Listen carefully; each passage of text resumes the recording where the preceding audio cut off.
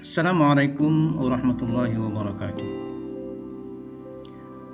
Amat penting kita bermuhasabah atau membuat penilaian mendalam terhadap segala amalan kita dan hasil atau akibat daripada amalan tersebut. Ada amalan kita yang mengundang kebaikan dan nikmat yang banyak daripada Allah.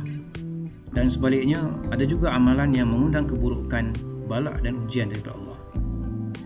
Muhasabah terhadap kedua-dua keadaan ini, sama ada baik atau buruk, menghendaki kita sabar dan bersyukur.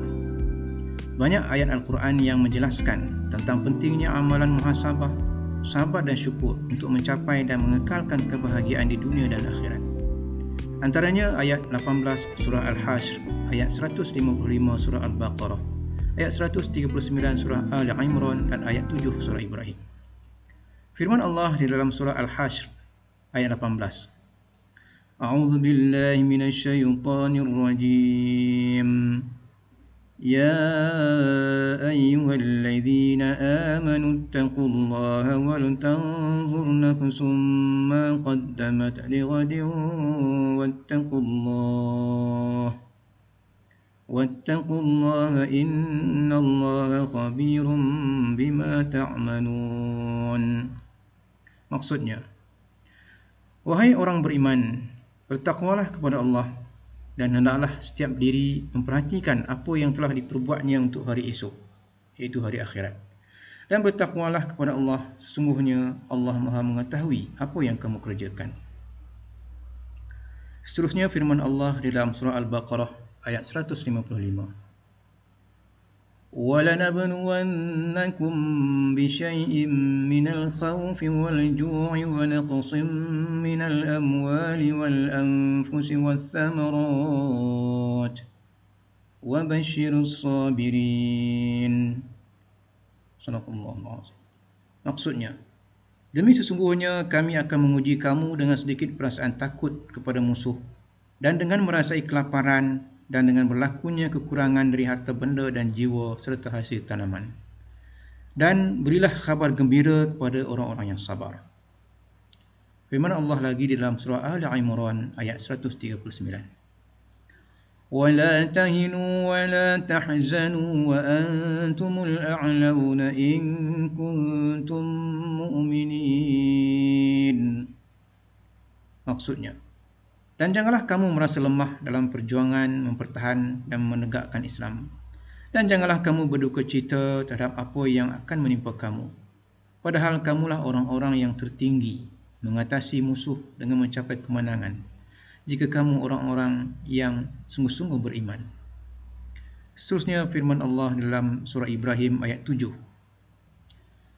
وَإِذْ تَأَذَّنَ رَبُّكُمْ لَئِن شَكَرْتُمْ لَأَزِيدَنَّكُمْ وَلَئِن كَفَرْتُمْ إِنَّ عَذَابِي لَشَدِيدٌ.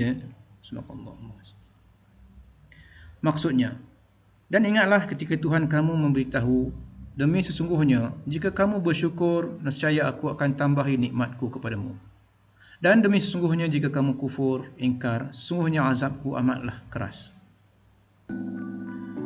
Apa yang dapat kita fahami daripada keempat-empat ayat di atas adalah peri pentingnya kita bermuhasabah terhadap segala amalan kita, terutamanya yang kita laksanakan sebagai bekalan untuk akhirat. Kehidupan kita akan dipenuhi dengan pelbagai ujian. Oleh itu, hendaklah kita bersabar menghadapinya dan jangan sekali-kali menjadi kufur apabila diuji. Sebaliknya, hendaklah menjadi hambanya yang bersyukur. Gunakanlah kesempatan pada awal pagi, terutamanya ketika bangun tidur, untuk bermuhasabah dan berfikir tentang pelbagai nikmat dan ujian yang Allah berikan kepada kita. Sama ada nikmat atau ujian, kedua-duanya perlu kita syukuri. Bersyukur ke atas nikmat agar ditambah lagi dengan nikmat yang berkat dan mampu mendekatkan kita kepada Allah. Bersabar dan bersyukur di atas ujian agar ditinggikan darjat kita di sisi Allah dan lebih dekat kepadanya, serta ditunjukkan hikmah di atas segala ujian dan kesukaran yang kita alami. Amalan muhasabah penutup juga perlu dilakukan, khususnya sebelum kita masuk tidur. Amalan ini membolehkan kita tidur dalam keadaan tenang, puas dan yakin bahawa Allah Maha mengetahui segala kekurangan yang ada dalam diri kita dan kasih sayangnya amat luas bagi orang yang ingin bertaubat dan berubah kepada kebaikan. Terima kasih kerana menonton. Semoga sedikit perkuasaan ilmu ini akan memberi manfaat kepada kita untuk kehidupan di dunia maupun di akhirat. Dijemput untuk like dan share video ini agar lebih ramai saudara kita dapat manfaat daripadanya. Video siri keempat ini akan bersambung ke dalam siri yang kelima, di mana kita akan membincangkan jalan yang keempat untuk mencapai kebahagiaan hakiki menurut Al-Quran, iaitu menghayati bacaan dan tadabbur pengajaran Al-Quran.